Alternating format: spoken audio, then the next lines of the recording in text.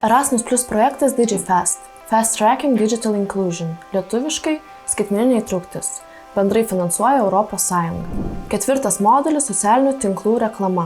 Atraskite paslaptis, kurios padės atskleisti jūsų potencialą besivystančioje skaitmeninėje erdvėje.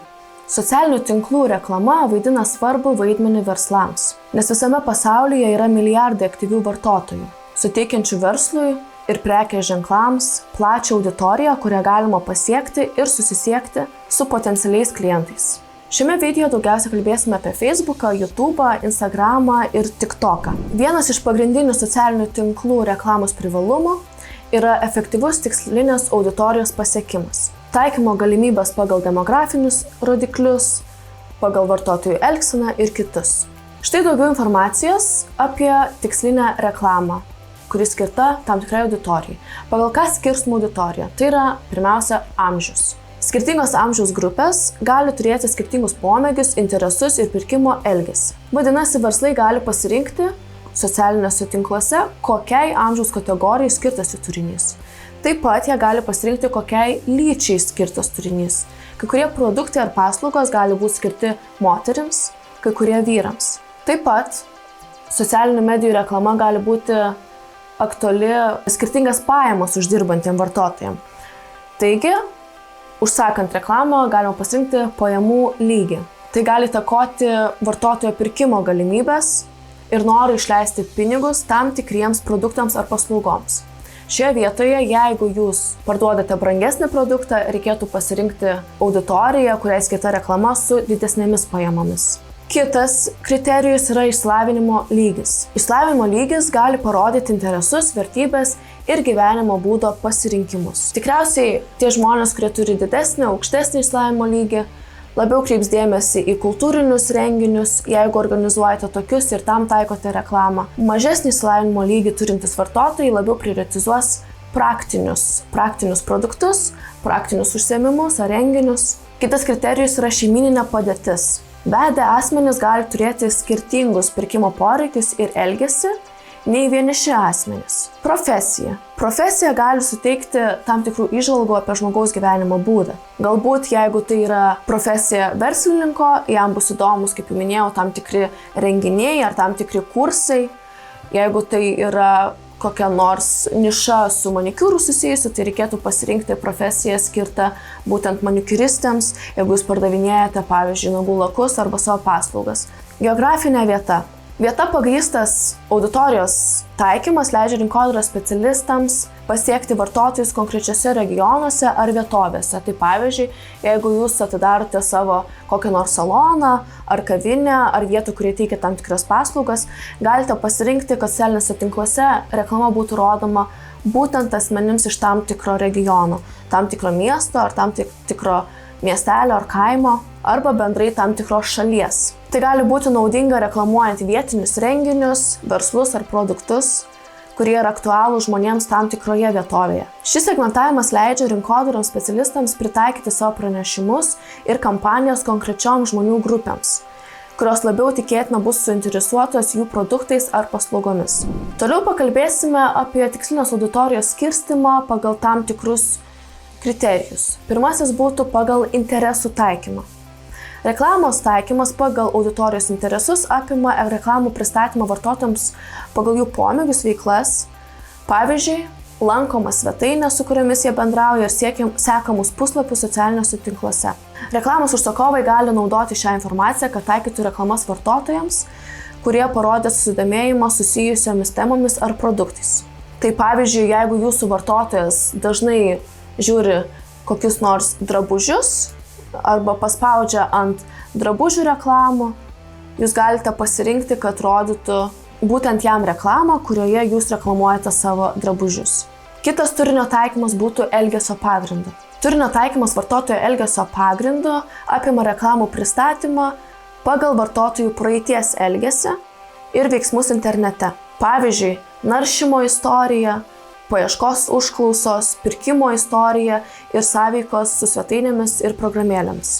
Analizuojant vartotojo elgesio modelius, reklamos užsakovai gali nustatyti jų interesus, pageidavimus, į ką vartotojas yra linkęs, ką jis linkęs pirkti ir tai leidžia teikti labiau aktualias reklamas.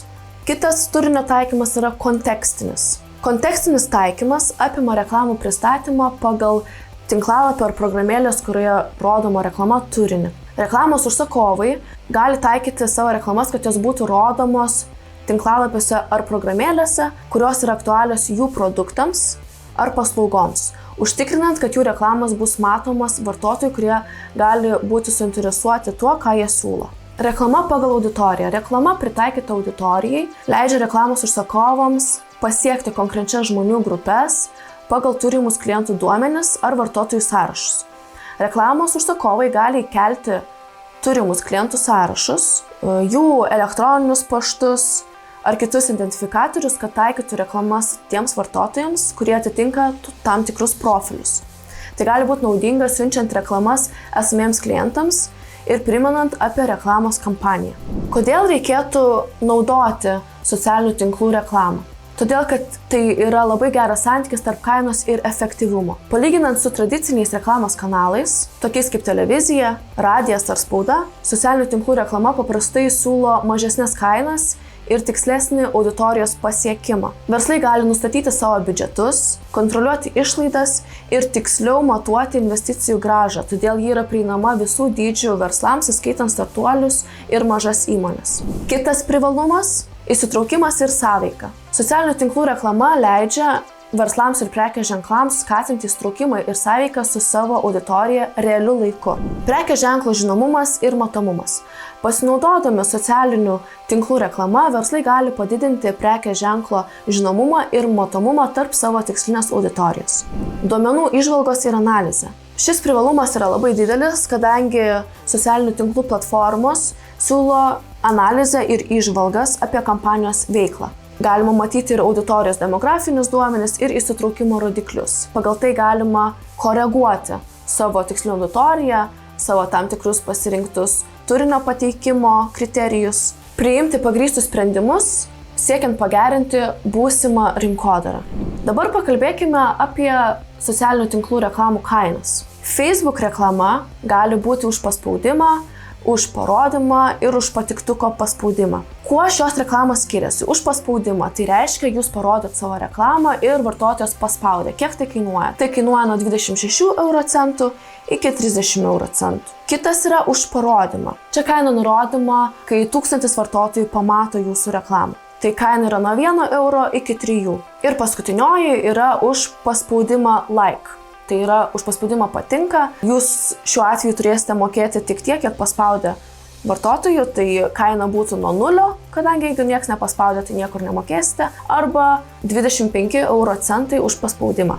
Toliau pakalbėkime apie socialinę platformą Instagram. Įmonės paprastai išleidžia apie 6 eurus už 1000 reklamos parodymų. Taip pat apie 75 euro centus už vieną reklamos paspaudimą. Toliau pakalbėkime apie socialinių medijų platformą TikTok. Vidutinė TikTok reklama skirta 1000 vartotojų svyruoja nuo 1 euro iki 500 eurų. Kiek paprastai kainuoja influencerių, tai vadinamų įtakos darytojų reklamos užsakymas. Jeigu norite, kad jums pareklamuotų, tai gali būti nuo 5 eurų iki 2000 eurų. Toliau pakalbėkime apie socialinių medijų platformą YouTube. YouTube reklamos kaina vidutiniškai svyruoja nuo 10 euro centų iki 30 euro centų už vieną peržiūrą ar parodymą. YouTube reklamos kaina matuojama per 1000 vartotojų. Vidutinė įmonė savo YouTube reklamos kampanijai skiria nuo 10 iki 50 eurų biudžetą, o norint pasiekti 100 000 peržiūrų savo YouTube kanale, vidutiniškai kainuoja apie 2000 eurų.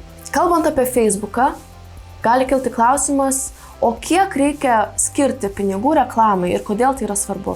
Reklama yra ypatingai svarbi, norint pasiekti savo auditoriją, kadangi dabar Facebookas ir kiti socialiniai tinklai mažiau rodo neapmokestintą turinį, jeigu jūs nesusimokate už jį. Ir jeigu taikysite reklamą, grotažymės, naudosite dėmesį prikaustančius vizualus ir tekstus, sėkmė beveik garantuota. Tai kiek maždaug jums reikėtų skirti pinigų, tai būtų apie 50 eurų į mėnesį. Tai yra tvirtas biudžetas, kuris leidžia atlikti pradinius bandymus ir mokytis. Už 50 eurų jūs galėsite pamatyti labai daug, pavyzdžiui, kaip reikia koreguoti tikslinę auditoriją, tikslinę reklamą skirtą jūsų auditorijai, pranešimus Ir tai galėsite atlikti matydami pagal įsitraukimo ir konversijų duomenis. Patirkite mokymosi džiaugsmą ir pasinerkite į skaitmeninį pasaulį.